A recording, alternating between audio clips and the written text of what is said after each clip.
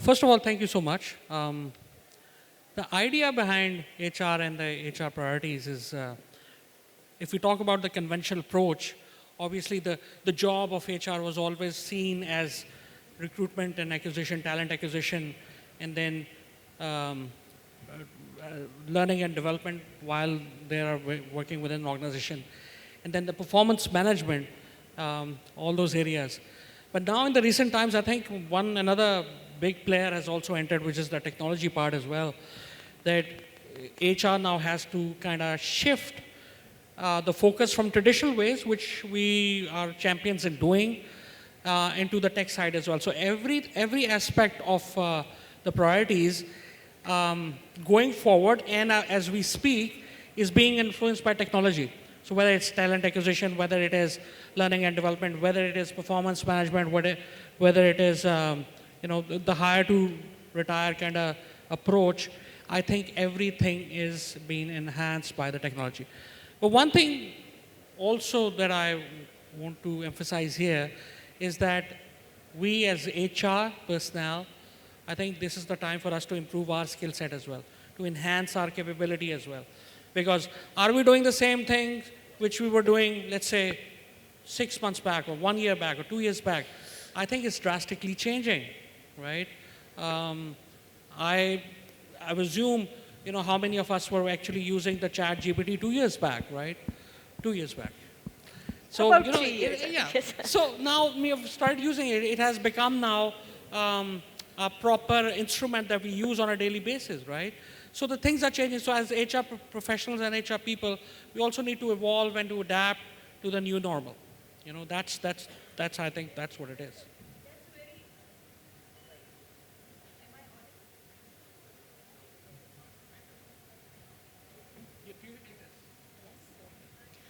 That's a very, very important thing that we want to speak about today, HR capability. It is generally assumed that we were having this conversation with Arshia, HR to koi bhi kar sakta, anyone can do HR. What is this about, Arshia? Can you walk us through ye impression hai logon ka, kyun hota hai, what's going on there? Yeah, that's. Assalamu alaikum. It's so good to be back in Lahore, and thank you very much for having here on this panel. That's a question which I've been asking myself, and I've been into HR and I've been into boardrooms for quite some years now, where I've seen this conversation happening. And I have seasoned people sitting here, CEOs and very senior professionals here. So this, initially this was a question for me in my early years. Then it became a mystery for me, and now it has become quite a frustration for me when a CEO will very casually say कि यार HR किसी को भी दे दो यार, कोई भी कर लेगा. Engineer, finance, commercial, give it to anybody. And I want to ask this question, and I have senior people sitting here, I have senior people sitting there. If there are two people, one who day in, day out for years and years has been doing HR, compensation, payroll, ER, IR, talent, OD, everything, 15, 20 years. And there's another person who has been living with machines all the life or with numbers, who would be a better choice to go and work for people? Of course, the one who has worked with the people. Not the one who has worked, not that I have any doubt on the leadership capabilities, but you see, machines don't get demotivated. People do. Numbers don't lie, people do. Machines and numbers and codes and computers don't have family issues, family problems. People have. And if you have not dealt with these kind of a problem, how can you just go and run a function which you have no clue about it, right? So, thank you very much. I see some of us can personally relate Yeah, to that's this. a question. Yeah, and I've seen it practically happening. कि अगर there is somebody very competent, very high potential, and senior leadership will come and say कि इसको development के लिए HR department में भेज दो 2-3 साल, people dealing आ जाएगी. So excuse me, एक senior leader और उसको people dealing नहीं आती till now. Yeah. How Yes. come that person be so senior and in leadership role और उसको people dealing नहीं आती? And you're sending to HR, कि अच्छा हाँ HR कर लो यार. So HR is as legit, as any other function, and there is no room for anybody who's not done it. That's how I feel. Absolutely. And HR is as technically important. As technical as any other function, be it finance, manufacturing, commercial, any other profession, HR is also as at the same level, at the same value. और HR वालों को आप पैसे भी कम देते हैं, ये मेरा बहुत बड़ा एतराज़ है. Yes. Let's take a stock of what is expected from us. AI भी manage करें, event भी manage करें, therapist भी हम होंगे, lawyer भी हम होंगे. There's so much to do at the same time. So why is it that we are assuming the position? No, to and then be- when there is a crisis, you come back to HR. Training के number काट दो, headcount कम कर दो, लोग निकाल दो. And then you'll ask somebody to do it who has not done that in their life, Yes, right? yes. So, Agha Saab, any comments on that? Yes, we would like for the business to actually answer this question कि ये perception होती है. What can we do? What does business actually think कि HR तो कोई भी कर सकता है? So, with all due apologies to the moderator, I've been asked. Ji, no. We're talking about AI, huh? So, my first question is, how can you take the human out of HR? First and foremost, AI is a very good tool. Productivity, whatever, you can ask a machine to make a presentation for you and it will do that. But you can't, in terms of, as Arshia was just saying, in the HR domain or in the HR function, you can't just automate just about everything without taking the human factor out of this function. It happens to be one of the most important function. Employee engagement, how will AI affect employee engagement? Whether people will be happy talking to a robot.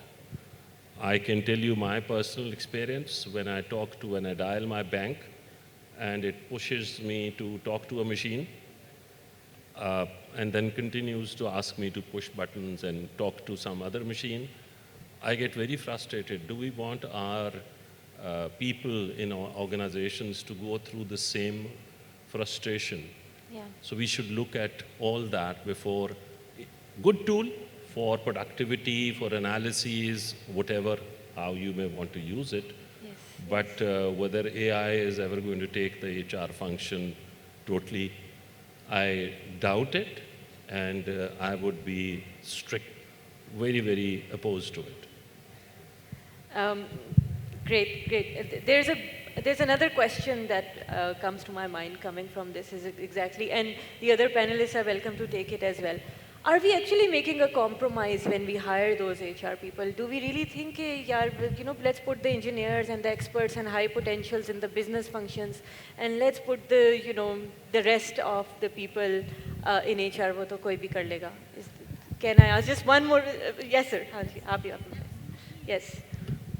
It's absolutely a compromise because when you bring in, look, I have no doubt on anybody's leadership capabilities, but it's about understanding and being a subject matter expert. When you bring in someone on top, how would you nurture leadership? How would you nurture capacity and capabilities down in the layers if you are not showing it? If you yourself doesn't know it, you're not practicing it, you are not, आप एक चीज़ करके नहीं दिखा रहे हैं, right? तो आप कैसे अपने नीचे लीडरशिप डेवलप करेंगे, कैसे एक सस्टेनेबल फंक्शन बनेगा, कैसे सक्सेशन होगी? सो HR की सस्टेनेबिलिटी के लिए और उसकी कंटिन्यूटी के लिए it's important that you bring in qualified, trained, experienced people. And then what happens actually, when the conversation starts in the boardroom and you don't have depth in HR function, then you are bound to bring somebody who is from outside or who's from some other profession. Yes. So that's a whole cycle. 2, 3, 4 साल में जाके आपको impact पता चलता है कि आपने अगर एक right person को अपॉइंट नहीं किया तो उसका इम्पैक्ट फिर 2, 3, 4 सालों में आपको जाके नज़र आता है कि वो कितना उससे पूरा डिपार्टमेंट इम्पैक्ट हो जाता है. Absolutely. Thank you, Arshia. I think a very vital point, and I would like to hear from the audience on this. There is a word cloud we have. What do you feel as people who work with HR? In fact, I guess around about 500 people in this room, most of us are HR people. We're all lawyers, we're all therapists. We all play those roles that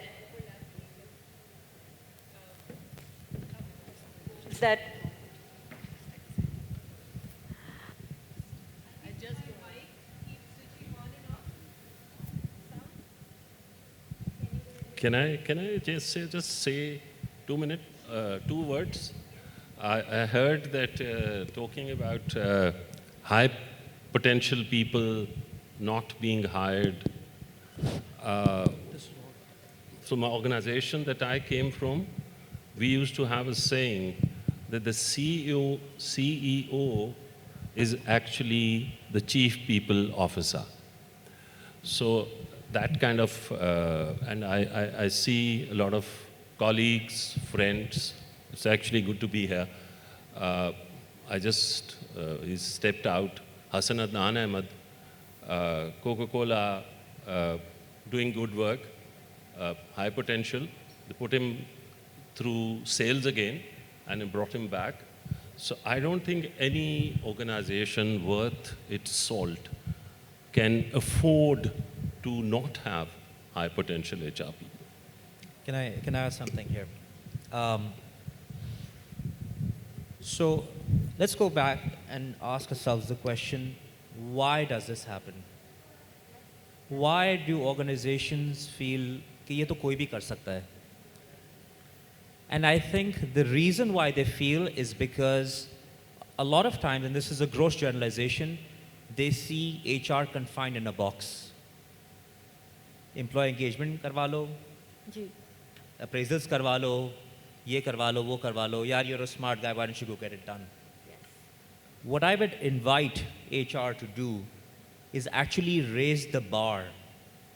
And HR professionals, as a non-HR professional, I will say this, raise the bar in terms of your contribution to the organization to that point where they say, no, you know what, this is work that HR people can do. People who have the background, people that have the history, people who have done this as professionals for a very long time. Because the beauty of the HR function is there's so much space, it can stretch so much. HR people have to really be seen as problem solvers. That's when they get respect. It's not necessarily something that a CEO inherently feels that HR is just a support function, that's it. It's just that they have to raise the level a little bit more to really get that. I have objection here. HR को आप fire fighting में से business निकलने देगा तो वो strategy का काम करेंगे.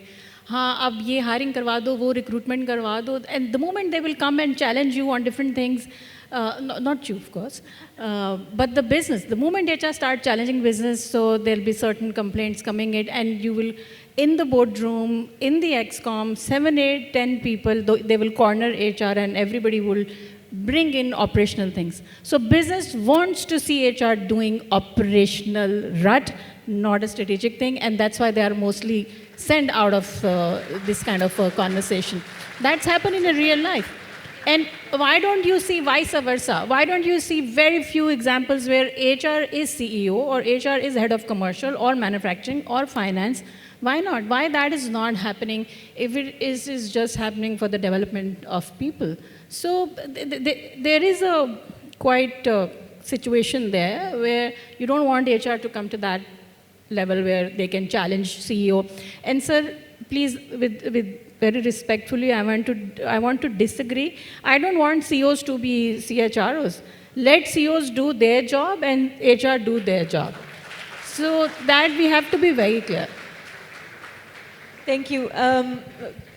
Welcome, Amra. We were looking forward to hearing from you on this as well. We're speaking about HR capability and what it really takes for HR to live up to all of these roles that, this is coming from the audience, by the way. We have a word cloud right behind us, jahan pe they're answering the question, ki HR kya, what is expected from HR. So can you comment on what capability is required for an HR manager or leader to actually deliver on these expectations? I see the top 3 priorities are people management, people development, culture, talent. So what are those very specific skill sets that are technical and the best practices and the need of the hour? Assalamu alaikum, everyone. Apologies for being late, and thank you very much for the esteemed panelists to wait for a little while for me. Just to kind of add on to the current conversation, I think some interesting points have been raised, and I could feel a little bit of high rise of emotions also between the business and the HR. I think from a strategic HR priorities, it's so very critical now that we stop differentiating business and HR. HR is business, business is HR. As long as we don't start changing that language and changing the mindset, both at HR and business front, we are not going to do a lot of what we are talking about here. So if you even take something like employee engagement, so if my sales head or my CEO is not championing that engagement, it will not create that impact, right? It will not have that kind of voice that I want to generate in the organization. So we are all interdependent. We are not codependent. So it's very important that we realize that HR, yes, it's a problem solver, but it's so very critical to understand that business partnering is actually the dire need now. Yeah. Or business partnering, बहुत cliche word hai. We are all HR business partners, we have done that. But it's so very important now that we really know what is the business strategy. And that's where the CEOs need to play a very instrumental role. So I think I'm very glad to say that my CEO at least spends half of the time with the CFO, but half of the time with CHRO. Because then only we can translate the business strategy into the real HR actions, which are very valuable for the company and for the people. Ji, thank you. आपने बात की interdependability की, and our second most highest priority that is emerging is culture.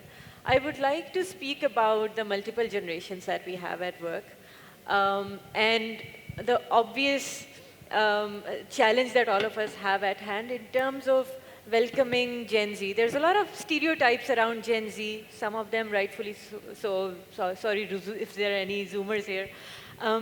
And I'd like to address this question actually to Mazhar Saab. You've done a few mentoring sessions with Gen Z. Can you share a few insights?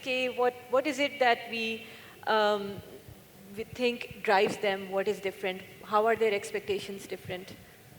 Sure. I'm by no stretch of imagination an expert in this space. But, you know, it's interesting what at least I've seen through my career.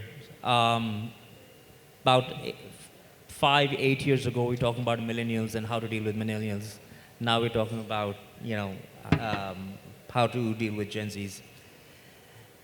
What I've found interesting is that they are actually there are a couple of things that drives them. One is they're very, very purpose-driven. They feel very deeply about that there should be a connection between what they are doing and what impact it has. So they don't necessarily think in terms of when at least I used to think, or people in my generation used to think, when we were on the ground floor thinking, you know what, I want a paycheck, thank you very much, I want to go and become a general manager, or I want to become XYZ. Yeah. They actually are thinking, why do I do what I do? And what my company does or the organization does, what impact does it have on the world? This is something that really drives them. Purpose. That's number one. Purpose, yes. They're very purpose-driven. Number two, they have a very different time horizon than most people our generation do. Because they grew up with social media. You know, there's studies out there that any reel that's over 30 seconds puts stress on people. So they have a very, very different time. I'm, by the way, from a generation where PTV used to come from 5 p.m. to 11 p.m., so do the math. But, you know, so they also they think in very different terms. You know, we were talking about this earlier that with somebody that, you know, when you think about compensating them, you know, for us, Provident Front and gratuity was a big, important component of our compensation. To them, they just don't even think in those terms. They don't think in those timelines. That's the second thing. Third is the fact that they are, while it's a massive positive for them to have access to so much information, they are also inundated with information and they feel very pressured on what to do. So they are coming into this real world with these backgrounds, and what they need, what they still require, is a lot of mentoring, a lot of coaching about how to deal with life as they go about in the circumstances they're facing. Because they'll still get married, they'll still have kids, they'll still have a house, you know, whatnot. So I think you have to work with them on these fronts. Thank you so much. How many, can I just ask quickly, Gen Z members, are you here? Can I get a cheer? A raise of hands? Not a lot, and that's what I want to get to. The challenge is obviously at hand. Today we have millennials, we have Gen X, we have quite a few generations. 5, 10, 20 years we're going to be out of millennials and Gen X, so what is the world going to look like, and what is we were having a conversation about developing that future talent pipeline. So my question is next to Jawad, who tells me about this MTO program, which is a success story. What was the program about? What did it focus on? And what were the learnings for the organization? How did the organization adapt? So before I answer this question, I think I need to build a context as to why these kind of programs are needed now, right? An organization which was established in 1956, considered a legacy organization where a lot of people grow old with their careers, with the organization, and the concept of switching is not so common. So what happens is over the time period, you need newer people. A lot of people are retiring in the years to come, and then who are the people who are going to be replacing these people, right? So the challenge was that there was a gap in between. There were new joiners, and then there was a middle management, and then the certain part between the middle management and new joiners is kind of missing. So we started this program 4 years back. What packages realized is that these programs, or this inflow of blood is required for any organization to grow, right? Because I'm sure that everybody talks about succession planning. All the business come to you. They talk about, we need to have a succession plan. We need to have who is next for this position, right? And frankly, if you don't have people, you don't have an answer for that, right?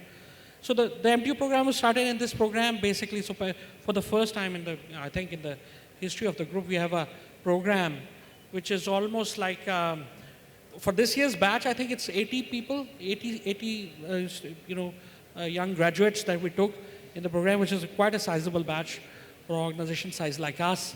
And I think organization is learning to change now.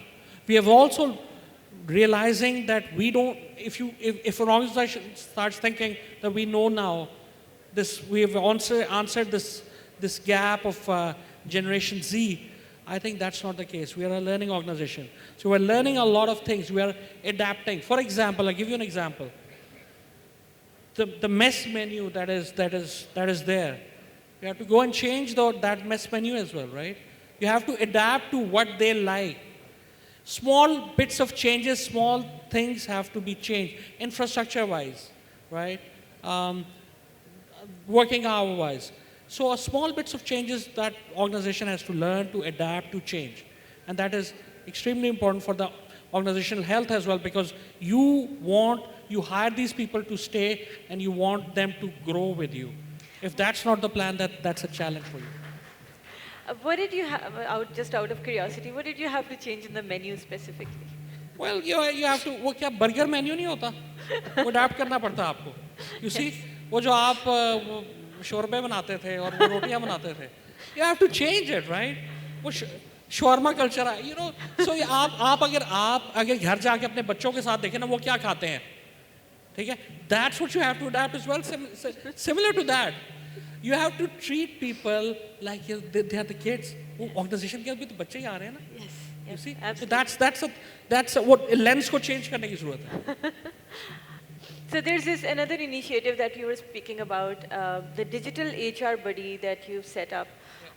उसके बारे में थोड़ा सा बताएं, and also if you know if this is being used differently by generations also. अच्छा, so idea was कि देखें HR क्या काम करता है? HR business partners यहाँ पे बहुत सारे बैठे हैं. I've met a lot of people here as well. HR business partner क्या काम करता है? Everything a business has a problem, they come to you, they come and they ask you, ये कर दो, attendance देख लो, ये हमारा performance management देख लो. कुछ employee grievance भी आपके साथ share कर रहे होते हैं.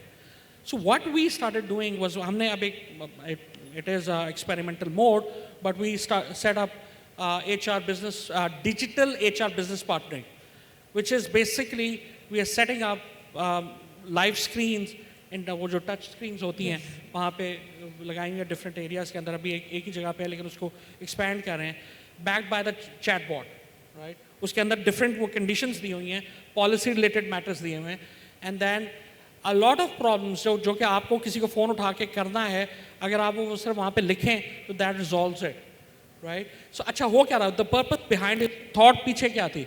पर्पस ये नहीं है कि एचआर बिजनेस पार्टनर का काम के जॉब को साइडलाइन करना है. उसका पर्पस ये है कि उनको फ्री करना है to do other stuff, to do more strategic thinking, to do more valuable work. Although I am not saying that not valuable, but much more valuable work. And शुरू में बात की थी, we have to adapt, and this is what we are trying to do. So जब technology आ जाती है, we must make use of that technology. और so yeah, that's what the idea is.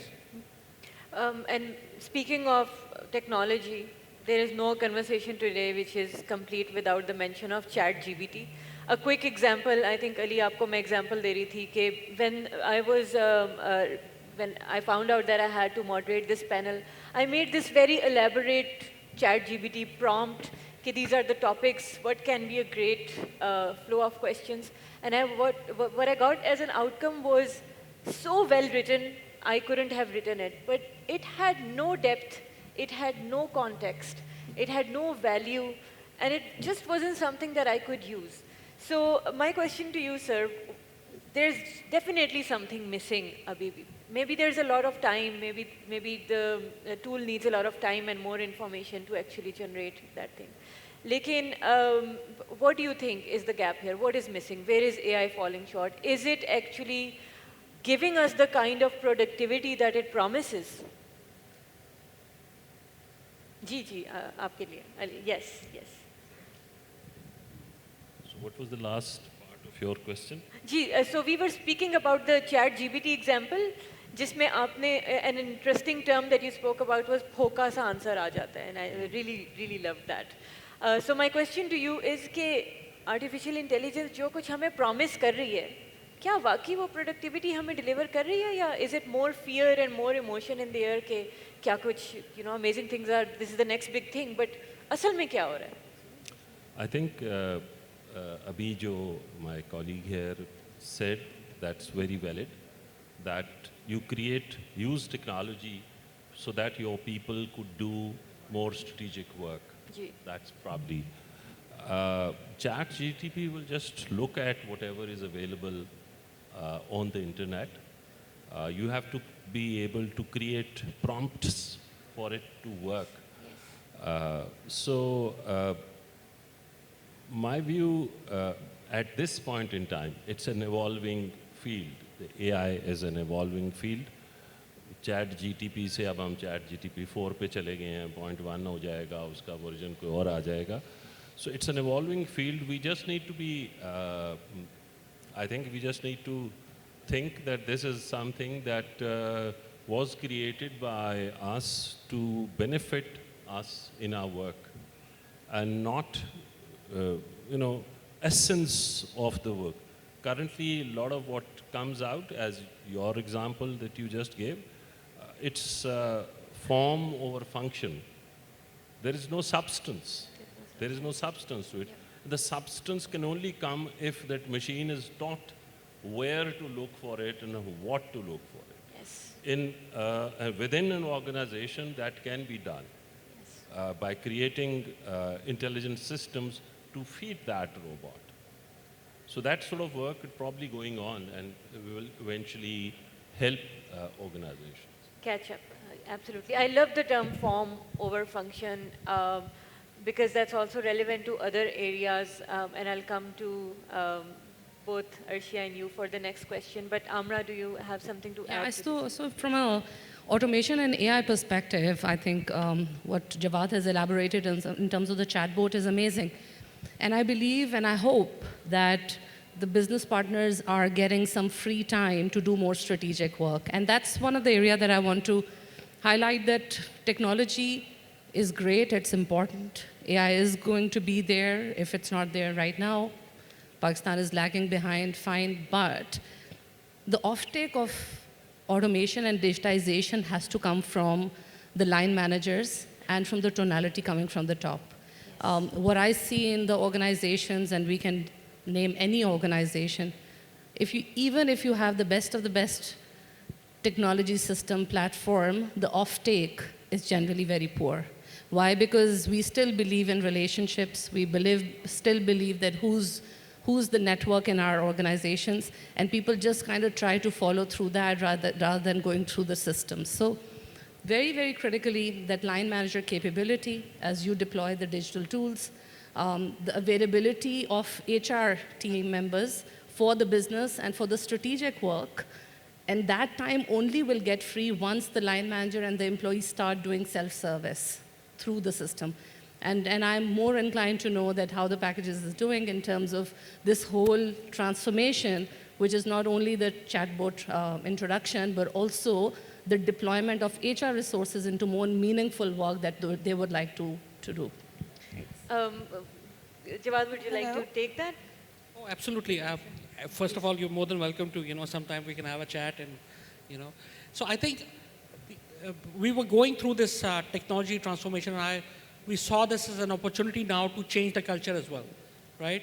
Because now people are getting ready to adapt to the new normal, which is the technology part. And we got some partners to, partner with us in implementation of the technology. But I think now people were getting ready mentally to move into that direction as well. So I thought, this is the right time to transmit the change via HR as well. So we take the route via HR and then adapting in a way that our HR business partners are ready for this change, because they will be in the system for a very long time, so that they are going to be the change agent, because the HR person, everybody comes to HR. Everybody comes to HR. And the idea was to free up their time so that they're doing more strategic work, more on the people development side, more on the engagement side of the people, right? Without that, we struggle. Otherwise, we struggle, right? If you're doing the daily operational job, you're always struggling. Technology, we found a brilliant partner. We have a question coming over here. I'll take the questions later. I want to talk about what you said.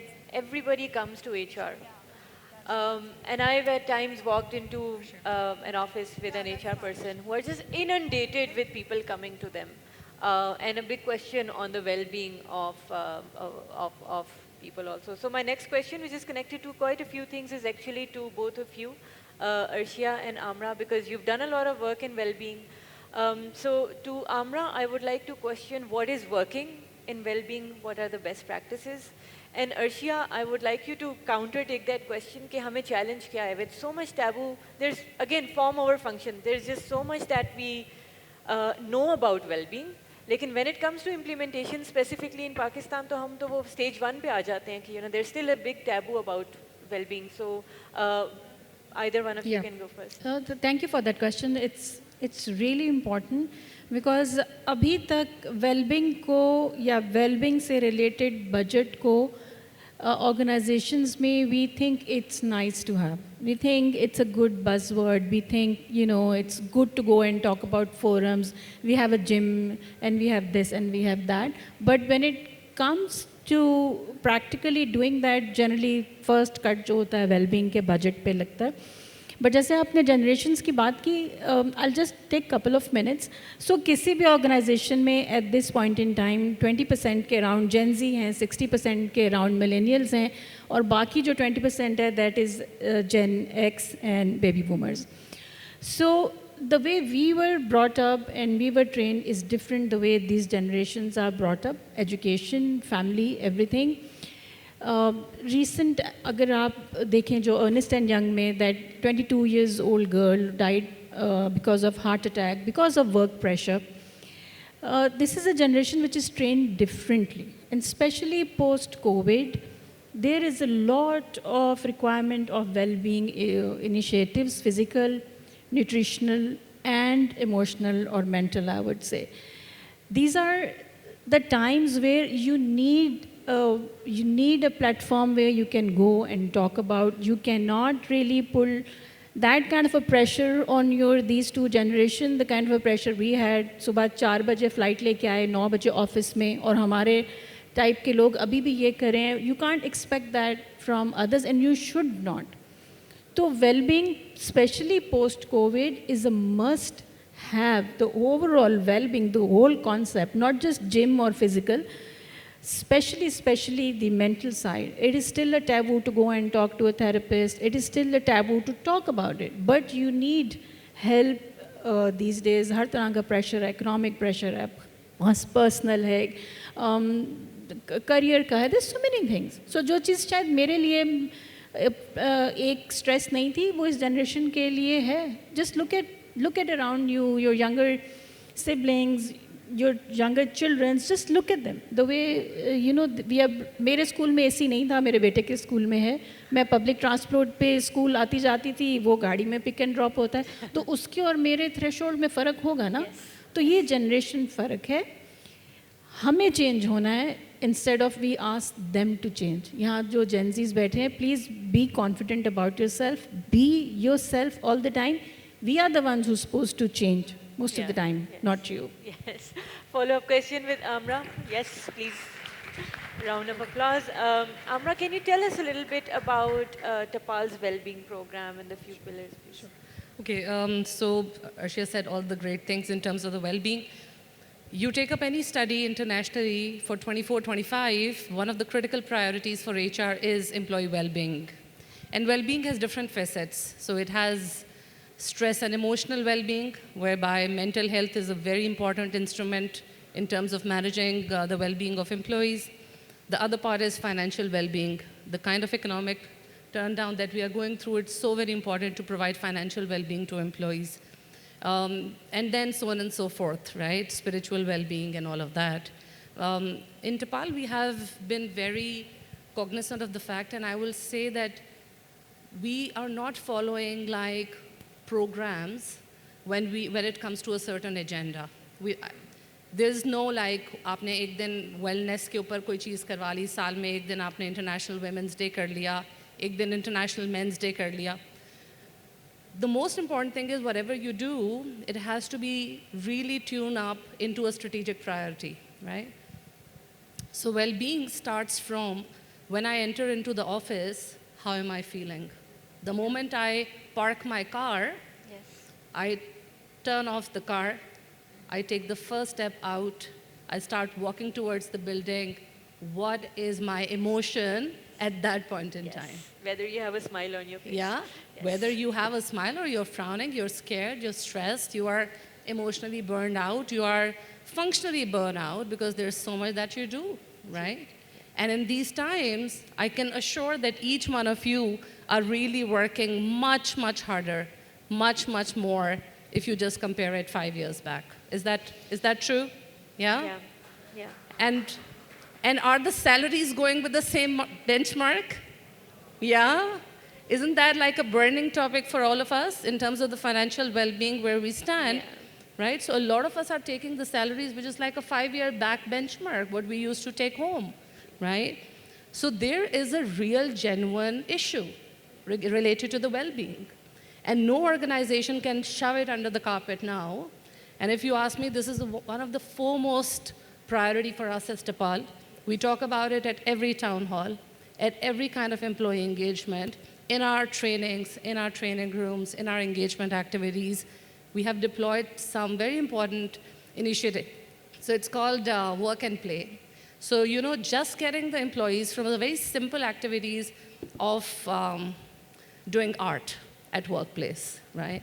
Just to kind of throw out the stress that you have. And a lot of times we get the emotional wheel. I don't know, I'm assuming that the HR people here would know some psychology and they would know the wheel of emotions, right? And so you look at your emotional wheel, and once we did this initiative, 220 people participated on the art day. We looked at the emotional wheel, and a lot of emotions were just around the stress, a lot of frustration, a lot of work-life balance issues. So sometimes people are not talking in the room, no matter how much you kind of make them comfortable. But these kind of initiatives have to be very, very creative, have to be led in a way which is very meaningful and with a very genuine intent. Because at the end of the day, the people who are sitting here, if we don't have a genuine intent, people can read the room. And that's where the disengagement starts. And that's where the well-being goes down. Yes. And that's where you see a lot of attrition and all of that happens. May I add something here? So I just want to pick up on something you said, right? One of my favorite lines that I say all the time is, be audacious. One of the things that a lot of times, I've been in organizations where we have these great programs, mental wellness programs, other programs, and you still see a lot of dissonance. And you start wondering why, because what you realize is that people start feeling, as you said, they see through it because they see they're checking a box. Yeah. कि ये activity हो गई, ये activity हो गई. It's because, and I'll say this, a lot of times leadership puts up with bad behavior. Yeah. What causes somebody sitting in the parking lot when they turn off their car and thinking, do I want to step out or do I just want to drive away, is essentially because not that the workplace environment is bad, generally speaking, is because they have a boss who does not behave in the right way. Absolutely. Right? And that's where HR's role becomes very tricky, is because they have to really push whomever is the decision maker, whether it's a divisional head, whether it's a CEO, and have an open conversation that you have Mazhar, he's a great performer, but he's a terrible manager. He doesn't, and that's something because they feel that somebody who's bringing in the sales, who's bringing in the money, how can you raise the voice? But HR is the one function that actually has the authority and the liberty to go and have that conversation with the CEO. And also have the conversation that, please, you can do these 5 initiatives and I'm happy to do them, but they're not going to create the impact unless you fix this. So I think there's a very, very important role that HR professionals have in this space. Well, just to kind of add on that for sure HR has a role to play, but are the divisional heads ready to incorporate employee well-being index in your performance objectives for yourself and for your direct reports? Because that's where the magic happens. Absolutely. Because the moment you keep chasing the numbers, for example, we have a great sales head, right? He's chasing the numbers, he's delivering number every month, every quarter, right? I go to my CEO and say, here is a whistleblower against him. Absolutely. Right. I couldn't agree with you more. You know what? It's when you have a very receptive CEO, it's easy. We say, I'm going to go speak to the CEO and he's going to say yes, and I'm going to go and have a counseling session with him. When you don't have a receptive CEO, that's when it really makes a difference. That's when you really move the needle. Having that courage to sit there and still have the conversation. Because I can tell you that he or she may not agree with you at that point in time, but I can tell you, you've planted a seed in his head. Agreed, fully aligned. It's just about having a seat at the table for all HR teams. I like how the alignment has been made. I'll just take a final comment from Ali and then Jawad, you also. In terms of accountability of behaviors, because it's a very vital thing and it contributes directly to the culture. So how do we do that as HR? And sir, Aap, you wanted to add? Very quickly, because this topic, well-being, extremely important. Also on a personal explanation, when I said the CEO had to be chief people's officer, it did not mean that CEO has to do CHRO's role. It just meant that HR, in my view and view of a lot of others who've been there, Hasan, आपकी गैर मौजूदगी में आपका मैंने नाम लिया था, तो that HR has to be at the head table, at the board level. And things like employee well-being, HR has to develop systems within so that employee well-being becomes part of the system. Now, that's where the CEOs have to, or the board has to play a role, the HR committee of the board in case of bigger companies, because unless you have systems, and I can very proudly say that within our organization, in the last 6 months, we've put 20% of all performance appraisals have to come from defined behaviors. Yes.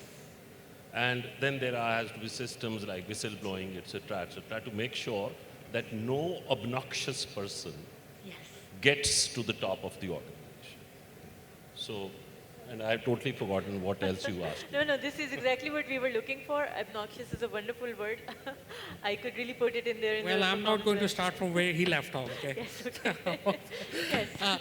You see, the problem is with HR that everybody thinks they know HR but HR, right? So everybody is an expert in HR. हम बताएंगे आप हाँ, हम आपको बताते हैं वो आपने HR अपना काम कैसे करना है। HR के पास आते हैं और आपको बताते हैं जी हम आपको बताते हैं कि आपके साथ Yes. प्रॉब्लम क्या है. You see, it's a very common problem and everybody tells you how to do things right. ठीक है? और मैस उनका अपना क्रिएट किया हुआ होता है. That is also ठीक है? true. और HR को तब इन्वॉल्व करते हैं जब पानी सर से गुजर चुका होता है. You see? So that's what the problem is. और फिर वो आपको मशवरा देने के लिए आते हैं. I love the confidence with which some people walk to you, up to you and say कि यार ये problem है and this is what you need to do. Created by you know who, Yes. right? So मेरा ख्याल है कि I am all for everybody knows HR and that's it. But my advice to HR professionals sitting over here is to please up your game as well. हमने भी अपनी game को up करना है, right? So we need to visually show people that we are slightly, our knowledge is better in HR than the ordinary. कुछ कसूर हमारा अपना भी बन जाता है, but I think we need to up our game as well as HR professionals. Absolutely. I think that's a wonderful note to. I don't know if Okay, you're going yes, to okay, switch okay. the topic, Yes, but you know, just on that point, I personally believe that कोई लड़ाई नहीं है between it. Like I keep coming back to that conundrum that we are same because we are chasing the same goal, right? We're all chasing this for the company and for our people. So it settles down there. However, one thing which is very pertinent and I think it's very much missing is that my peer group, you know, how do they see me on the table, to have a seat on the table? And if I'm gaining that support and they are giving me that genuine support, creating that room to play, I think the magic happens in the organization. So in Tapal, for the last 2 years, we have been working very diligently on the leadership development and the collaboration in the C level, right? And that journey has given us so many emotional ups and downs also, because of course you start talking about the relationships, you want to improve the collaboration, and of course everyone leads in a different style, right? People would have issues with each other which are very professionally related, but at the end of the day, we really need to harness the relationships at the top. It doesn't kind of go from CEO to HR, but there is a wider layer there which is so very critical for the success of people agenda in the organization, which is my peer group, right? So a very big shout out to both of you gentlemen is that once you go back, take a look at that when you approach your HR colleague, what is your view on that person? And if you can mellow that down to create a stronger bond with them. Yes, yes. Thank you, Amra, and all my amazing star-studded panel. I think we will take a few questions and then we'll have a few concluding remarks from you, and I'll try to conclude in terms of HR priorities. Ladies and gentlemen, if we have any questions, please, or any comments, now is the time. Ron, do you want to say something? Okay. Great presentation. I have 2 points. As far as the HR community is concerned, having access, a seat at the table, earn it. Solve a business issue, and you will be invited. Because if you're invited and you're just occupying a seat, there's no value to that. Try and solve a business issue. How do you do that? Do you understand the transformation of the industry? Do you understand the business challenges? It could be revenue is down in a certain product line. What is the total revenue of the organization? You have to understand business, and you have to solve a business issue. That's number one. And number two, it kind of dismays me when I hear the talk about generational X, Y, Z and all these alphabets. Here's my take on that. And I played the role of CHRO twice. I've done it, been there, done that. This new generation is your new customer. You have two customers now. The other customer was dormant, silent. And anything you said, they went along with it. The new customer will leave, and they're not going to put up with it. Volvo, when they were going through their transformation, they were almost out of business. And one of the first things that the new leader kind of created was called a catalyst group. He brought in all the young engineers, the young people with the skills they needed, strategic roles, strategic workforce planning, and he listened to them. What do you see how we can cut out some of the processes? And that was called the catalyst group. And that group, a part of other changes that they put in place, enabled them to weather the storm and get back on track. So those two things are going to be important. The new generation of people, that's your new workforce. That is your new customer, and you're going to have to figure out a way to bring them in closer to problems you're solving and listen to them. Having the all town halls that nobody wants to talk, that should be a signal that something's not right, because they are afraid to share. Because if they got up and said the wrong thing, maybe they would be marked. There's a great video of Alan Mulally took over Ford. It's called Red Light, Green Light. You can find it on YouTube. It's about a 2 to 3 minute video. And I tell every C-suite leader, take a look at that video. Because if they don't speak up in the meeting, there's something that's wrong with the culture. Thank you.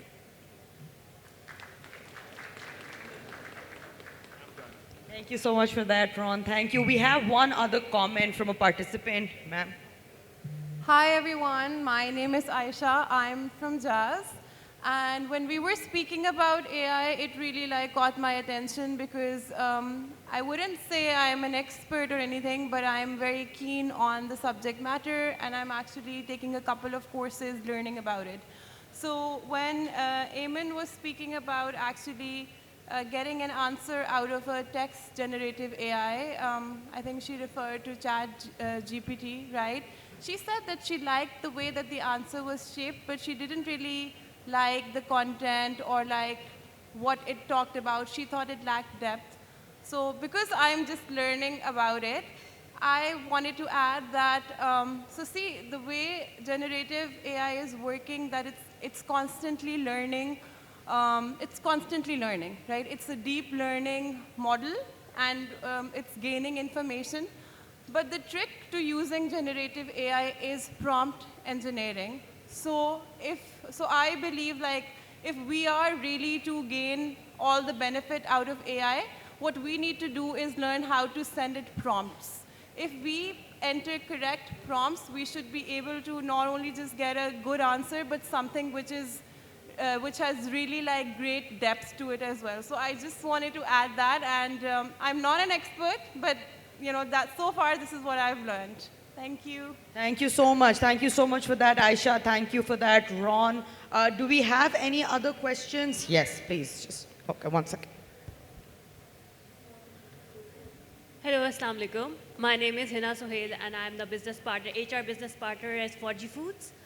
My question is that since Sir Jawad mentioned that he has introduced the chatbots, more like artificial intelligent business partners, so how does it become easier for your human business partners to align with the business leaders on the strategic level? Because this is the problem or challenge I face and many other business partners face, that our business leaders do not view us as the kind of the strategic leaders or HR strategic leaders who can actually put a valuable contribution in their business. What have you done differently? I would like to know that. Aisha, is a very valid question. First of all, see, when business partnering have more time available, right, they can come up with the ideas. Before, what was happening was they were only taking orders what to do, right? That's more operational task, right? Now they have time to think what can they do and what can be done, right? So when you have time to think, I think most of us has a brilliant thinking capacity and the knowledge. And then you have time to go spend time on the floor. For example, most of our companies at Packages Group are in the manufacturing sector, right? So we are into financial sector as well. We have IGI as well. But predominantly we are into on the shop floor, right? So we go, we understand their problem. The business partners have more time to understand the problem which is taking place right there. And when they do that, they gain more knowledge and they're able to come back and think and draw. I've seen people drawing a problem. Can you imagine? That we draw a problem, see what can be done. So that thinking time, which was not available previously, is now being made available. So that's one of the things. And then obviously, and you do this repetitively, you become a thinking partner of the CEO, right? That's what you need to do. You put on the same lens, right, for the business. That's what it is. Okay, great. Yeah, here I want AI to help HR, and I want chatbots to go and talk to these kind of businesses and give them the right answers and knock some sense into them. So here I want AI to help us. Okay, great, lovely. We have time for one last question. Sir, over to you. अस्सलाम वालेकुम. अच्छा, there is no such question, लेकिन ये कि शुरू में जो बात हो रही थी जवाद साहब, मैं उसके हवाले से कुछ ऐड करना चाहूँगा.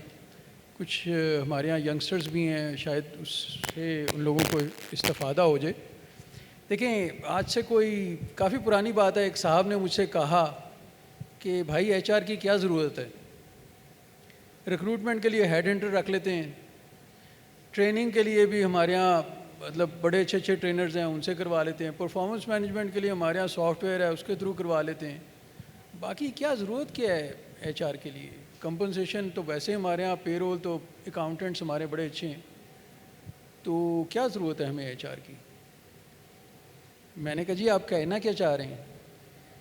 कहने लगे कि HR वो कौन सा ऐसा काम करता है जो कोई दूसरा नहीं कर सकता. मैंने कहा जी बड़ा अच्छा सवाल किया कि HR कौन सा ऐसा काम करता है जो दूसरा नहीं कर सकता. मैंने कहा जी HR सिर्फ 4 काम ऐसे करता है जो कि कोई दूसरा नहीं कर सकता सवाए चीफ एग्जेक्टिव के. अगर वो चीफ एग्जेक्टिव खुद कर सकता है तो वाकई HR की ज़रूरत नहीं है. कहेंगे वो कौन से 4 काम हैं? मैंने कहा जी एक काम तो ये है कि communication with across the company, तमाम डिपार्टमेंट्स के साथ, जो एक हर department, production, quality assurance, engineering, आपका एडमिनिस्ट्रेशन, सिक्योरिटी, हर किसी से जाके जो मिल सके, बात कर सके, उनके मसले सुन सके, सब कुछ कर सके. ऐसी कम्युनिकेशन क्या आप कोई और डिपार्टमेंट कर सकता है? कहेंगे नहीं वो तो मुश्किल है, चीफ एग्जेक्टिव ही कर सकता है. मैंने कहा जी मैं वही कहना चाह रहा हूँ. कहेंगे बाकी 3 कौन से काम हैं? मैंने कहा जी दूसरी चीज़ है values, ethics and values. Ethics और वैल्यूज़ के ऊपर मैं ज़्यादा नहीं कहना चाहूँगा, सिर्फ इतना कह दूँगा कि मैंने अपने तकरीबन 26-27 साल कैरियर में बड़ी बड़ी अच्छी ऑर्गेनाइजेशन, इवन मल्टीनेशनल कॉरपोरेशंस को बड़ी अनएथिकल काम करते हुए देखा है और कोई पूछने वाला नहीं होता वहाँ. तो मैंने कहा जी ये भी कोई और कर सकता है? कहेंगे नहीं ये भी ये मुश्किल है. तीसरी चीज़ मैंने उन्हें कहा कि मेरिट. अगर कोई लाइन मैनेजर अगर मेरिट की वायलेशन कर रहा है तो या तो वो चीफ एग्जेक्टिव ही उसको पॉइंट आउट कर सकता है, भाई तुम मेरिट की धज्जियाँ उड़ा रहे हो, चाहे वो परफॉर्मेंस मैनेजमेंट में, चाहे वो रिक्रूटमेंट में. मैंने कहा और इसके अलावा? कहेंगे दूसरा तो किसी की तो हिम्मत ही नहीं होगी. तो चौथी और आखिरी चीज़ थी जस्टिस. मैंने कहा जस्टिस भी आपको चीफ एग्जेक्टिव ही दे सकता है और देयर इज़ नोबडी एल्स. सो ये 4 काम मेरे नज़दीक ऐसे हैं जो कि HR वालों को, स्पेशली मैं उन लोगों को कह रहा हूँ जो कि जिन्होंने अभी कैरियर अभी शुरू किया है और जिनको 4-5 साल या 2 साल हुए होंगे, वो सुन के यही समझते हैं. अच्छा, दूसरा बस एक छोटी सी, मैं ज़्यादा टाइम नहीं लूँगा, पता नहीं कैसी बातें कर रहा हूँ मैं. अर्शिया से मैं कहूँगा कि जी we have worked in the same organisation जहाँ पे आप आए. वहाँ पे भी एक दफ़ा बोर्ड रूम में बैठे हुए गुफ्तगू हो रही थी, तो वो साहब मुझसे कहने लगे, हैं अभी भी वो वहाँ पे काफ़ी सीनियर लेवल पे, तो वो कहेंगे HR तो कोई भी कर सकता है. मैंने कहा जी बिल्कुल जी आप बिल्कुल ठीक कह रहे हैं, HR हम सब करते हैं. मैंने कहा जी HR तो हम सब करते हैं, घर में भी हम ह्यूमन रिसोर्स मैनेजमेंट कर रहे होते हैं, आप स्कूल में ह्यूमन रिसोर्स मैनेजमेंट हो रही थी, ह्यूमन रिसोर्स मैनेजमेंट तो सब जगह हो रही होती है। कहेंगे हाँ तो फिर मैं ठीक कह रहा हूँ ना। मैंने कहा जी बिल्कुल, मैंने कहा जी फाइनेंशियल मैनेजमेंट जो है वो भी हम सब सारे ही कर रहे होते हैं, तो हमने चार्टर्ड अकाउंटेंट क्यों रखे हुए हैं, निकाल दें इनको बाहर, खुद ही कर लिया करें। Zakir, एक क्वेश्चन है। तो How long did you survive after this conversation? just 2 years, just 2 years. Very difficult time. So the point is, जो जिस चीज़ की तरफ मैं लेके आना चाह रहा हूँ कि जब मैंने उनसे कहा चार्टर्ड अकाउंटेंट्स जब आप कर सकते हैं, और इसी तरीके से मैंने कहा जी आपने तो हम मुसलमान हैं, नमाज पढ़ते हैं, सारी जनाब आप रिलीजियस एक्टिविटीज़ करते हैं, तो फिर बाज़ अहम मौक़ों पे आप मौलवी हज़रात क्यों ढूंढ रहे होते हैं, उलमा के पास क्यों जा रहे होते हैं, खुद ही कर लिया करें अपने मसले सॉल्व। मैंने कहा इसी तरीके से सियासत की बात करें, हम सब सियासत करते हैं, हर ऑर्गेनाइजेशन में हर जगह पे करते हैं, तो मैंने कहा आप ही फिर आगे, और वो उनकी मुझे बातें उनको अच्छी नहीं लगी।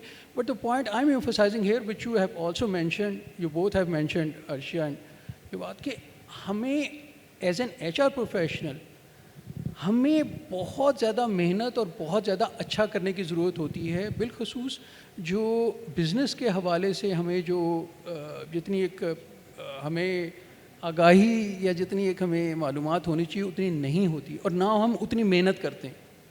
Thank you. Thank you so much. We just have one last comment, ma'am. Assalamu alaikum. This is Khadija. I am Senior HR Business Partner at NetSol. First of all, thank you so much for all the wonderful panelists for their wonderful insights. And here I have no question, but I just wanted to comment and appreciate Arshia. You were really on point, you really rock, and whenever I see all the women on the HR head level positions, that really encourages us, and more power to you. Thank you very much. Thank you so much, Ji. We're towards the close of our session. I'll just quickly take a minute to summarize some of the priorities that we've highlighted.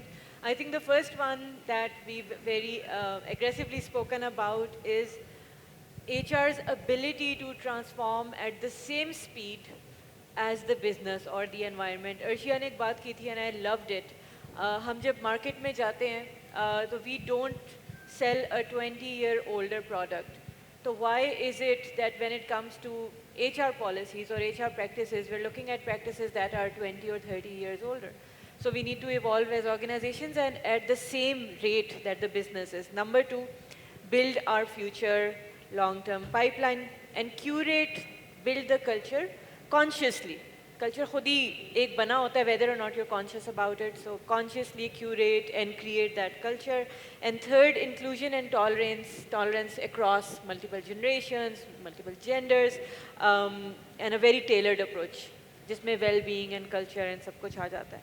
So I think that's it. A huge round of applause to our panelists. Thank you so much for the amazing stories and the very challenging conversation and the debate part that we loved. And thank you all for being a part of this film. Thank you so much. Can we have a quick picture? Round of applause, please. Huge round of applause, please. Descon also happens to be our support sponsor, so huge round of applause.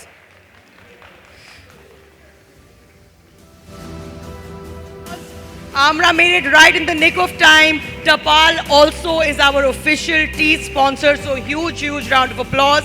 And last but not the least, for Miss Ayman Abdullah for moderating such a lovely panel discussion. Thank you.